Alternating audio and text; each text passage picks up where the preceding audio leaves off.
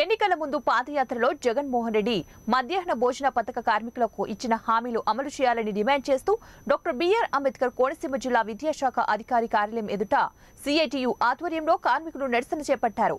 హామీ ఇచ్చిన విధంగా 10,000 రూపాయలు ఇవ్వాలని, 5వ తారీఖులోపు వేతనాలు విడుదల చేయాలని, మెమో ఛార్జీలు 20 రూపాయలు ఇవ్వాలని, వంట గ్యాస్ ప్రభుత్వమే సరఫరా చేయాలని, విధి నిర్వహణలో గాయపడుతున్న కార్మికులను ప్రభుత్వం ఆదుకోవాలని డిమాండ్ చేశారు.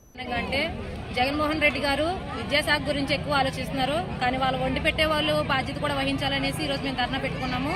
వాళ్ళు ఏ డిమాండ్స్ అయితే ఇచ్చారో దాని ప్రకారంగానే మెమో ఛార్జీ ప్రకారంగానే వండుతున్నారు. కానీ దాని తగ్గ బిల్లులు పడట్లేదు. ప్రతి నెల పెండింగ్స్ వస్తున్నాయి. ఏ సమస్యల గురించి అయితే ఇక్కడికి వచ్చామో మా సమస్యలన్నీ కూడా వెంటనే పరిష్కరించాలని, లేని ఏడలా మేము చెలో విజయవాడ కూడా వస్తామని మేము హెచ్చరిక చేస్తున్నాము. మరి ముఖ్యంగా ఏంటంటే రోజుకి 3,000 రూపాయలు కాకుండా నెల రోజుకి 800 అలా కూలి పని తెచ్చుకునే వాళ్ళు రోజుకి 100 రూపాయలు కూలి పని చేస్తున్నారంటే అది ఏ రకంగానదో ఒకసారి ప్రభుత్వం గుర్తించాలని అడుగుతున్నాము.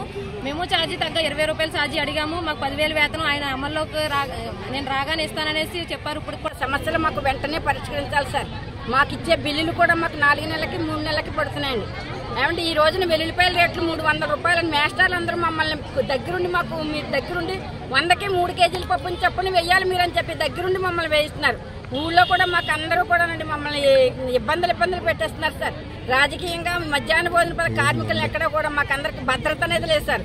ఏదో అందరికీ ఉన్న భద్రత మాకు లేదు సార్. అసలు మమ్మల్ని ఏమైనా సరే మీ సిఐటి వారు అందరూ మాకు కొంచెం భద్రత కల్పించి మమ్మల్ని మధ్యాహ్న భోజన కార్మికులకు